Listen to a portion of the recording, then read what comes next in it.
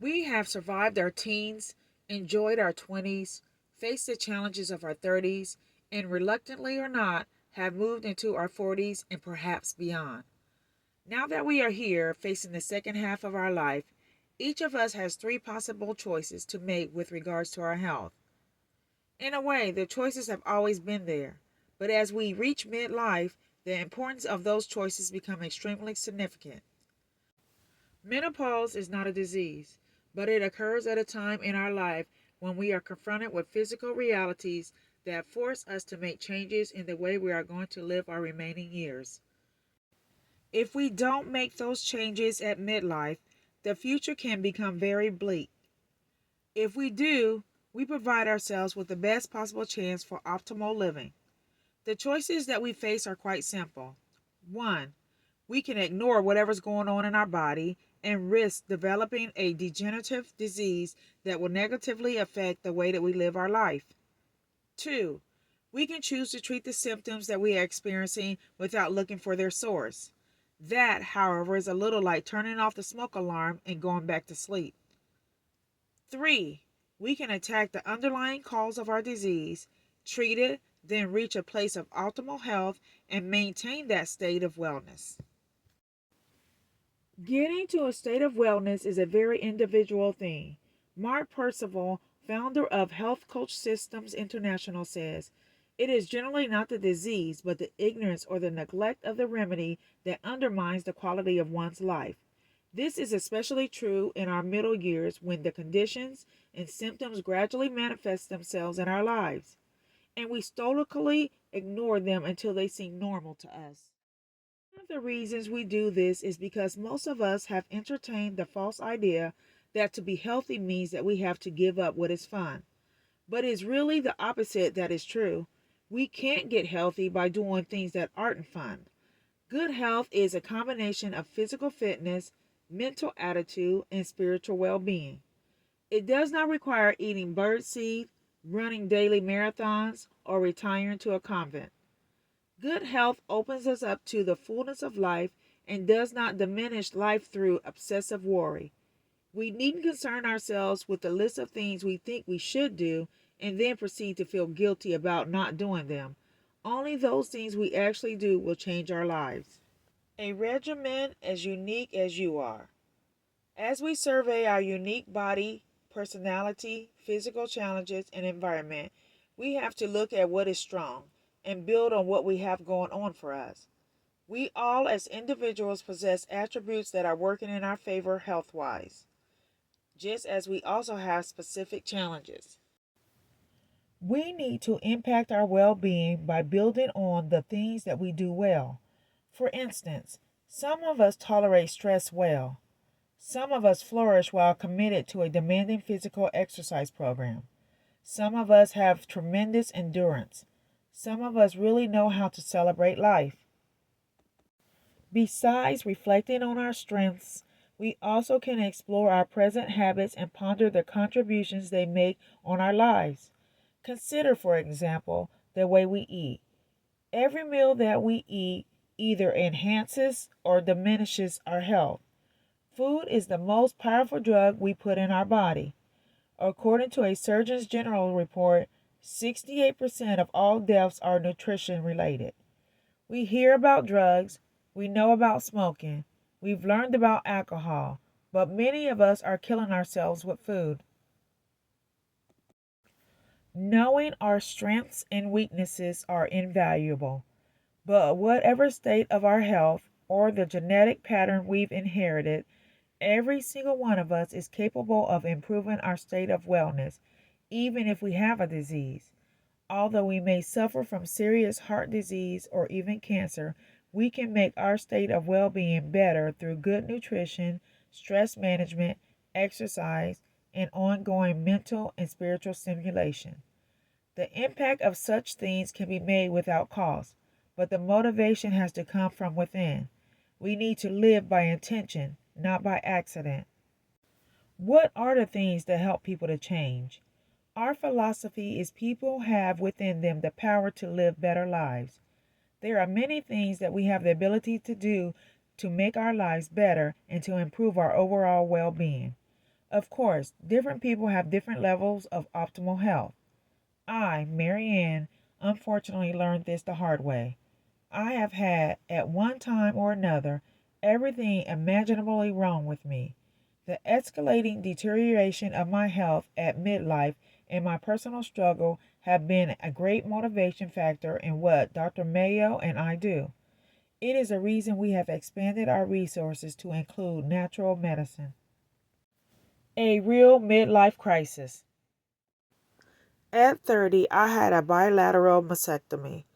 Over the next few years, my reconstructive surgery, which involved silicone implants, caused me a great deal of difficulty. I developed a nodule on my thyroid and was overdosed on thyroid medication. Consequently, I lost calcium and bone strength. Eventually, I developed Hashimoto's disease, an autoimmune form of hypothyroidism likely triggered by my body's reaction to years of exposure to leaking silicone. I began to have horrible joint pain. At one time, my pain was so severe that Dr. Mayo and I built our house with a straight staircase because we assumed that I would eventually need a lift to get up the stairs. I seemed to be a likely candidate for a wheelchair. Meanwhile, as the years increased, I experienced a worsening fatigue condition so that after being active all my life, every time I exercised, I found myself profoundly exhausted and it took 3 days to recover. My lifelong battle with spondylolisthesis, a chronic back problem, worsened to the point that my physician announced I had an 80-year-old back. Finally, I hit menopause early after a lifetime of breezing through most of my periods and wondering what the PMS fuss was all about. It was a humbling experience. For the first time, I learned the profound effect hormones can have on your emotions, memory, and sense of well being. I felt depressed for no reason and could not recall words. My increasingly fuzzy mind became convinced that I was now taking the first step on my mother's road towards the madness of Alzheimer's disease. Although my tests were normal, indicating I wasn't menopausal, I began to take hormones. At that time, I didn't know about natural choices. Within weeks, hormone replacement brought my mind back and restored my sense of well being.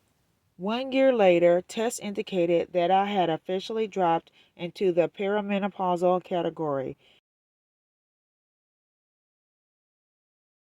But as with other women sharing my hormonal journey, the symptoms appeared, disappeared, and reappeared. My health rapidly deteriorated as I edged closer to 50. Increasing aches and pains and general lethargy and a deteriorating memory made my daily life a struggle. Like other midlife women, my plate was full. I was simultaneously looking after my mother, dealing with the crisis and marriages of adult children, relocating home and work, and finally coping with the death of my mother and Dr. Mayo's father within 6 weeks of one another. Then came the revelation that Dr. Mayo's mother was to share in the same Alzheimer's fate as mine. While much of what I was dealing with was out of my control, my health wasn't. Together, my physician husband of more than 30 years and I began a concerted effort to restore my health one step at a time. Spurred on by new information regarding silicone breast implants, I had them removed. Essentially, a second bilateral mastectomy, this time with no reconstruction. The debilitating fatigue began to lift. I never again experienced the need for a 3-day recovery from a workout. Within a month, 75% of my joint pain disappeared. It was clear that for me, silicone had acted in a toxic way within my body, and that my overall health, menopausal complaints, and immunity had been compromised and complicated. There was no unified answer among our colleagues in conventional medicine as to how I could remove the toxins from my body. Most physicians deny the connection between silicone and the autoimmune responses. By now, I was well aware that good health isn't just about taking Motrin for joint pain, Prozac for blues, or hormone replacement therapy for everything else that ails you. Optimal health requires working on the inside and using basic good health strategies, natural products when possible, and a good nutritional program as indispensable keys to having your body help you heal. By putting these new options to work, I profoundly changed my health. My joint pain continued to disappear and my fatigue diminished. Of course, all of my challenges were worsened by menopause. Your unique challenges will be worsened during this passage too. I want to share with you the good things I learned about alternative healthcare as well as up to date medical expertise. Used in combination, these two elements have made an enormous difference in my life. I will always have problems, but thanks to an approach that considers my entire health, I'm the best that I can be. Personal factors that make a difference. Now, what about you? There are several factors that contribute to the state of your present health. They are genetics, disease complications, nutrition, toxic exposure, emotional pain, mental aggravation, a strong support system, and personal faith. Due to combinations of these various factors, menopausal women experience a constellation of symptoms and signs that can be annoying and may even seem or feel life threatening. Keep this in mind. You will never die from symptoms, but you will die from risk factors. These risk factors escalate at menopause, the most dangerous being heart disease and osteoporosis. Colon cancer and Alzheimer's disease are also affected by the shortage of estrogen. Please don't ignore your symptoms, but more important, don't overlook your risk factors, which are affected by family history and by the known threats of Western culture. The most important thing you can realize is that change is necessary now. No woman can make a change if she believes the change she needs to make is so huge that it's impossible. However, most of us can manage getting through a day at a time or even an hour at a time. Change must come in small steps. That's why we advise you to start with your most urgent problem, then move on. It has taken a long time to get your health into its present state. It will also take a long time for you to work your way out of it. One other element that may really help is to find a model, someone you can look up to. Is there another woman at midlife who has responded to this time of life in health and happiness? Use her as your inspiration. We all need encouragement and support. Most of the women I've talked to have found several other women to share the process with. This doesn't have to be formal. It will more likely be an ad hoc. You share your experiences by phone or over lunch with your friends. If we are going to make changes, we need to replace fear with courage so we can anticipate success. I think that when it comes to menopause, women fear that there is no way they can logically decide what is best. Maybe one of your friends is thrilled with her use of hormones. Another is taking herbs, meditating, and refusing to eat meat. You don't know what to do. The key is education. Once you are well educated, you are prepared to make wise decisions, which will probably be a synthesis of several options. Just keep a few encouraging things in mind. For one thing, this passage we call menopause won't go on forever. For another, there is no perfect way to get through it.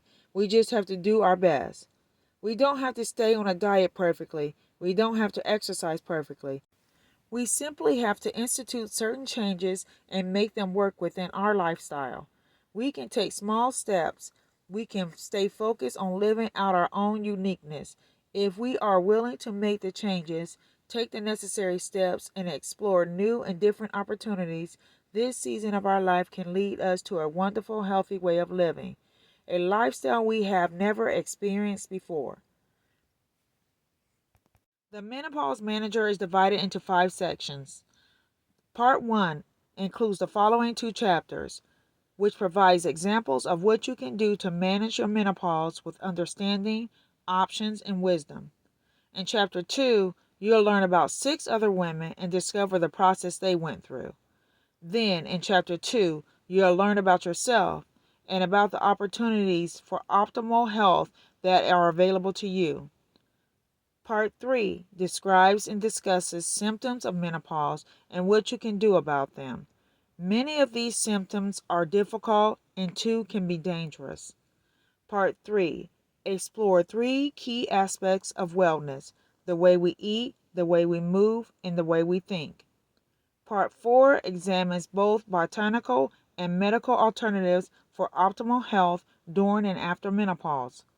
Part 5 takes a closer look at some symptoms, questions, and perspectives that help you manage your menopause.